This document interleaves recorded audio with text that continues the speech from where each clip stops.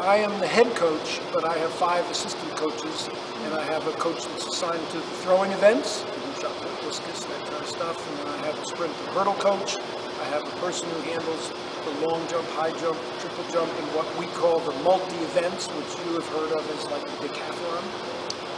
And I do my best to interfere with them as little as possible. So I'm the head coach, which is the going to meeting, filling out paper guy until about 2 o'clock every day. And then I am one of the long distance coaches and handle the people who run the mile and so forth. What is training like for a long distance runner? I work with what we call middle and long distance running, and they do a lot of running. The men run up to 15 miles a day. The women run up to 12 or 13 miles a day. The longest run can be 18 to 20 miles, and it's 7 days a week, and it's all year round, and sometimes twice a day. Yeah, I was talking earlier about the time and hours and labor that the coaches put in, but a top-level Division I competitive athlete, it's a lot of money. Do most of these runners also run cross-country? Yeah, the distance runners almost all do. Even what are known as 800-meter runners, they still do the cross-country season. It's hard to say because we have what are called hard days and easy days. You load up one day and then you have to have a pretty easy recovery day. Of course, easy is relative because an easy day for a man around here might be a 10-mile run, but a hard day is 3 hours altogether between everything. Today is a long, hard day. For cross country, we usually just do distance running. We run like 4 to 8 miles of practice usually, and then like once a week we'll do speed work or something, so like mile repeats or 800s or sometimes 200s meters. This is my 10th year and we finished first or second in all the previous 9, so we're always pretty good. We're always right in the mix to win a league championship, so we're not bad.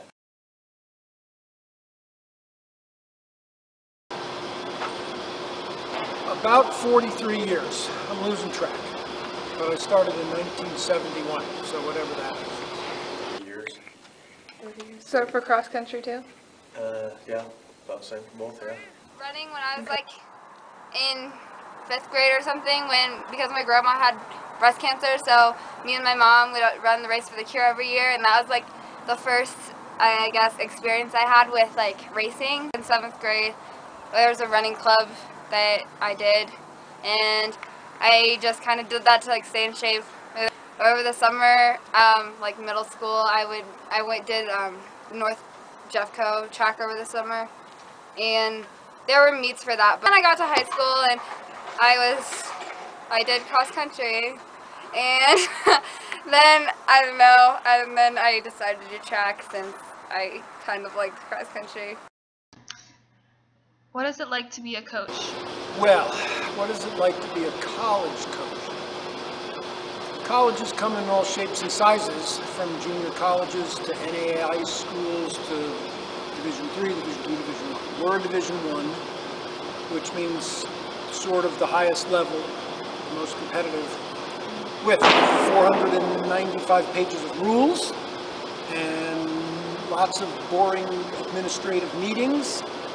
And so while one thinks of coaching as writing and conducting workouts and traveling to track meets with good athletes, a whole lot more of it is administrative, paperwork, meeting type stuff than one would think.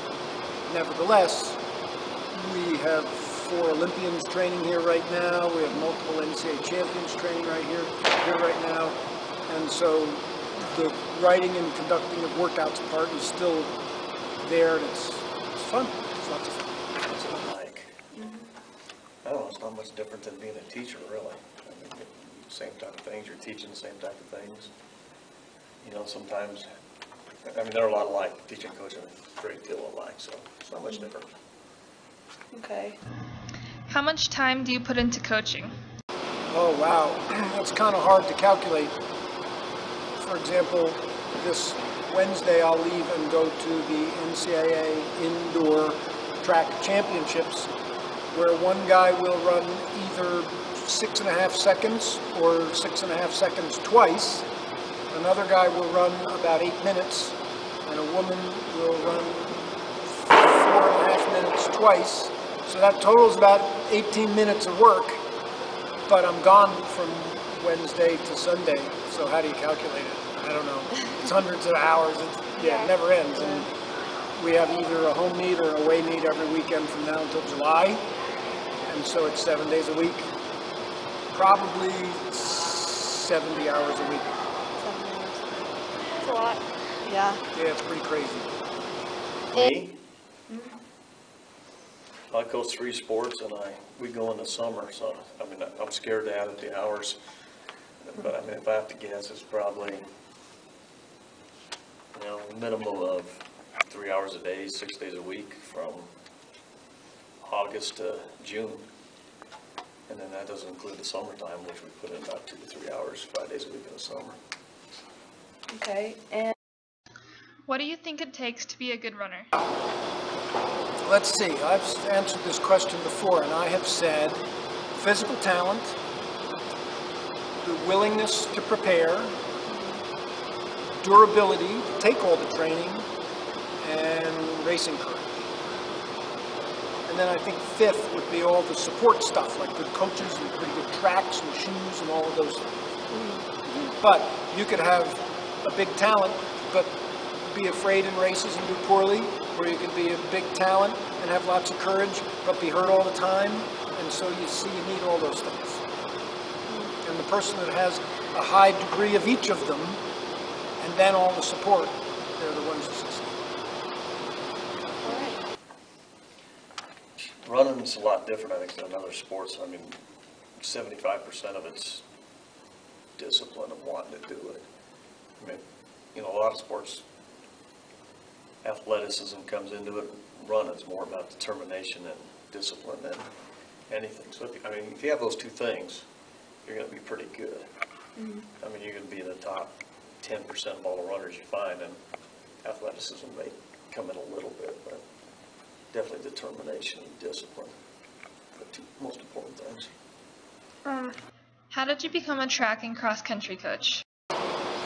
Well, I took a rather unusual path because I started out with little children. I started out with a summer little kids league.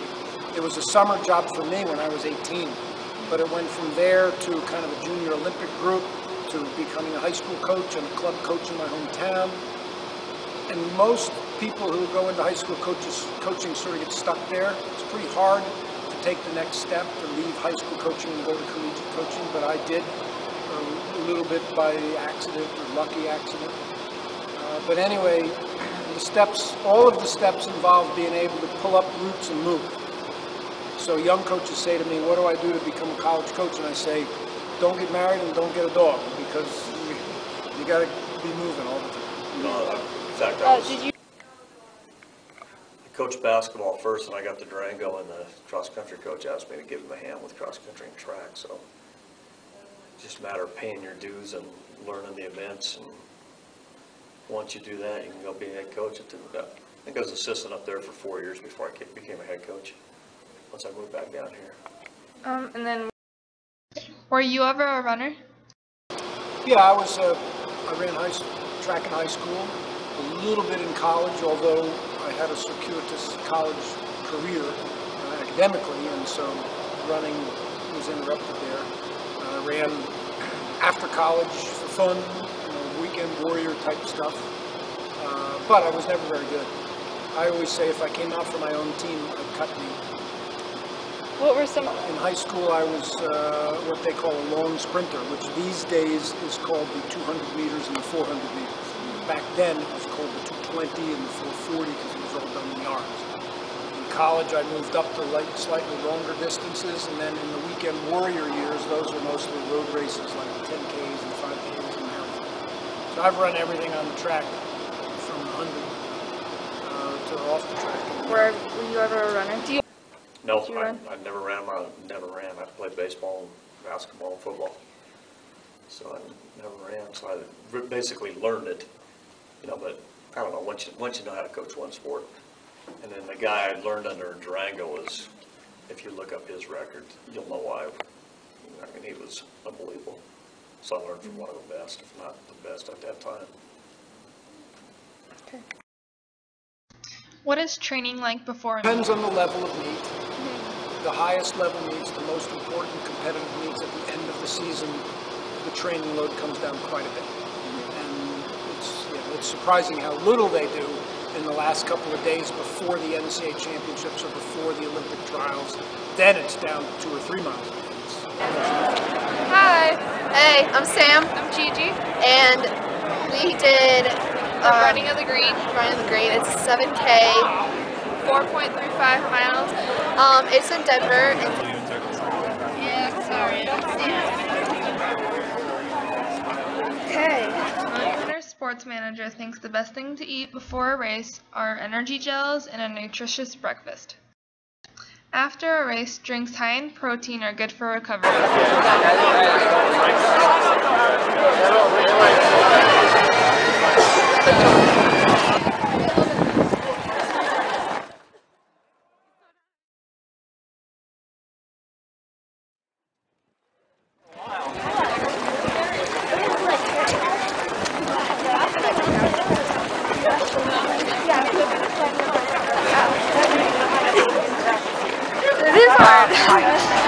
Well, head on down to the pub, my friend, and let's throw back and about pint. We'll fill up.